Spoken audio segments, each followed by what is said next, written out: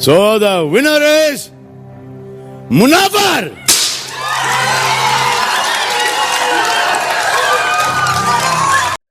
कुछ रास्ता लिख देगा, कुछ मैं लिख दूंगा, तुम लिखते जाओ मुश्किल, मैं मंजिल लिख दूंगा। किसके कहे हुए शब्द है मुनव्वर? बिग बॉस, ये मेरे कहे हुए शब्द है और आपने इस शब्दों को बोला है। मेरा मकसद सब कुछ खत्म।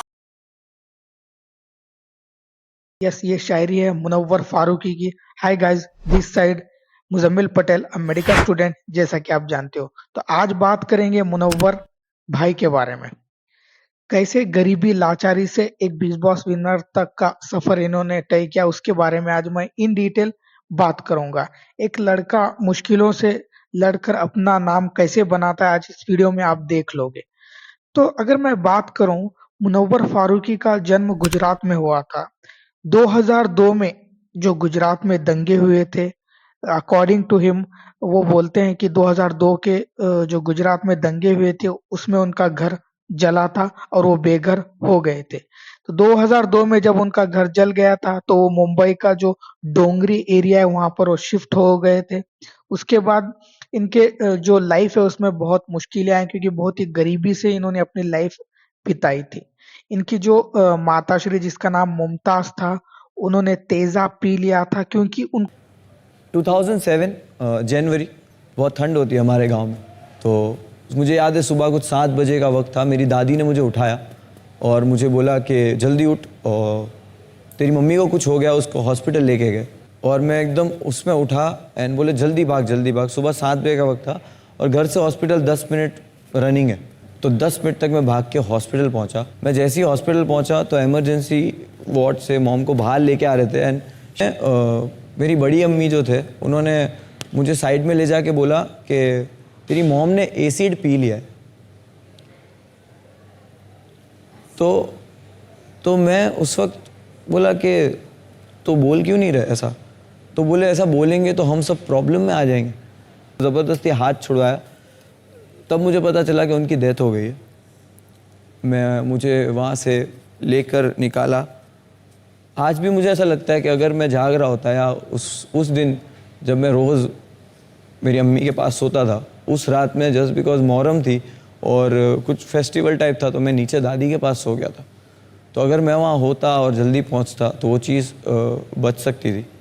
द सेम टाइम मैंने रियलाइज़ किया कि डॉक्टर पोस्टमार्टम में बोले कि इस औरत ने 7-8 दिन से खाना नहीं खाया और ये उनके पेट में कुछ नहीं है, उनका पूरा सब बॉडी का सिस्टम बहुत बुरे लेवल पे है।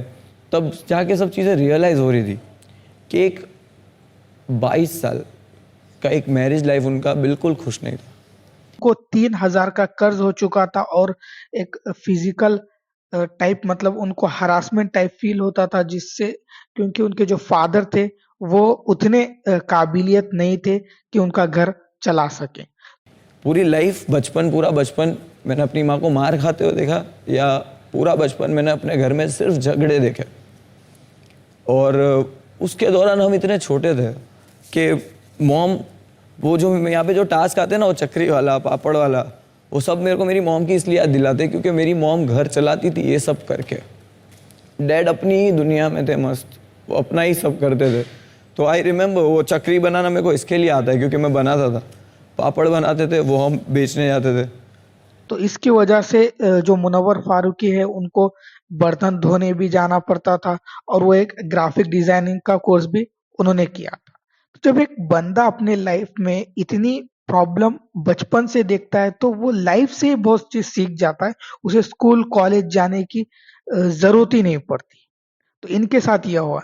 तो ये जो मुनव्वर फारूकी है, ये एक स्टैंड अप कॉमेडियन है, एक रैपर है, आर्टिस्ट है और शायर भी है। इनकी असली पहचान हुई थी लॉकअप से। जाने से पहले एक 4 लाइन आखिरी कहूंगा, उसके बाद अल्लाह मालिक है।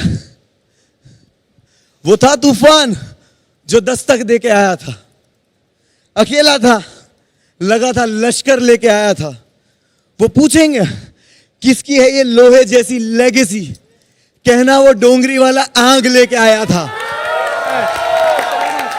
जो कि कंगना रनौत जिसके होस्ट थे, जो कि एकता कपूर का एक शो था जो कि इनकी असली पहचान जो बड़ी थी वो यहीं से थी। तो इनके कुछ स्टैंड अप कॉमेडी की स्टेटमेंट की वजह से इनको जनवरी में 2021 में जेल भी जाना पड़ा था, जो कि ये 33 दिन जेल में रहे। तो उसके बाद जेल में जैसे उनके लाइफ में बहुत कंट्रोवर्सी हो चुकी थी, बहुत जो खुशी के लिए, और आज इंटरनेट पे सिर्फ दुश्मन बनाए। मेरा शो देखे बिना आप कैसे बता सकते हो कि इसमें ये चीज है? जो आप इल्जाम ही लगा रहे हो वही पहले तो गलत है। जो भी वो करते थे, काफी उनके इवेंट्स जो है, जो स्टैंड अप कॉमेडियन के इवेंट्स है, वो सारे जो इवेंट्स रद्द होने लगे, क्योंकि इनका जो स्टैंड अप कॉमेडी में इन्होंने मतलब जो पॉलिटिशियन उसको टारगेट किया, ऐसा काफी बोला गया, इनके साथ बहुत गलत हुआ। तो उसके बाद ये जो शो आया था लॉकअप, वो उसमें स्टैंड अप कॉमेडी में उसमें विनर बने, और विनर बन के अपने शायराना अंदाज में ये अपनी ग्रोथ, अपनी लाइफ की ग्रोथ लेते रहे और लाइफ में आगे बढ़ते रहे।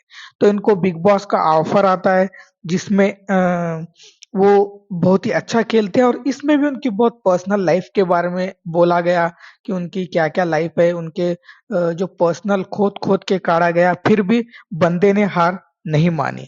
मुनव्वर, मैं कह रहा था,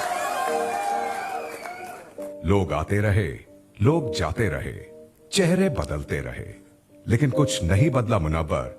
तो वो था आपका और ऑडियंस का बना अटूट रिश्ता। जैसे वो बोलते हैं कि ट्रॉफी डोंगरी आएगी, तो उन्होंने वो कर दिखाया, और वो बिग बॉस के विनर भी बन चुके। तो जब ये बिग बॉस ने एक लाइन बोला था कि मौत मुकम्मल, मैं डरने वाला नहीं हूँ, जो जंग हक है मैं लड़ने वाला वही हूँ, तालियों से जब तक भर ना दूंगा स्टेडियम, कसम खुदा की मैं भरने वाला नहीं। क्या बात है। तो ये ख्वाब है, स्टेडियम भरना है। फर्स्ट में थे, इनके ऊपर बहुत एलिगेशन लगे थे कि उन्होंने धोखा दिया, ये दिया, बट किसी की पर्सनल लाइफ में जाना बहुत गलत है, क्योंकि हर किसी के लाइफ में गलती होती है। तो मुनव्वर फारूकी की जो जिंदगी थी, उसमें अब तक जो उन्होंने बिताई है, उसमें उन्होंने मुश्किलें बहुत देखी है, अपने लाइफ में बहुत अप डाउन्स देखे। तो डेफिनेटली ऐसे बंदे काफी कम होते हैं जो अपने लाइफ में मुश्किल आने पर भी उस लाइफ को लड़कर आगे बढ़ते हैं। तो यहाँ पर ये वीडियो बनाने का यही मकसद है कि बंदा अगर चाहे तो कुछ भी कर सकता है। तो ये हमको यही मिलता है मुनव्वर भाई की तरफ से कि अगर इंसान कहीं से भी हो, उसके लाइफ में कितना भी खो जाए, बट अगर वो हार नहीं मानता तो सब कुछ कर सकता है। तो thank you for watching this video. काफी इंटरेस्टिंग इनके लाइफ स्टोरी है, आप भी पढ़िए, बहुत अच्छे इंसान भी है। तो ये वीडियो को मैक्सिमम शेयर करो और लाइक सब्सक्राइब करो इस वीडियो को। Thank you very much for watching this video.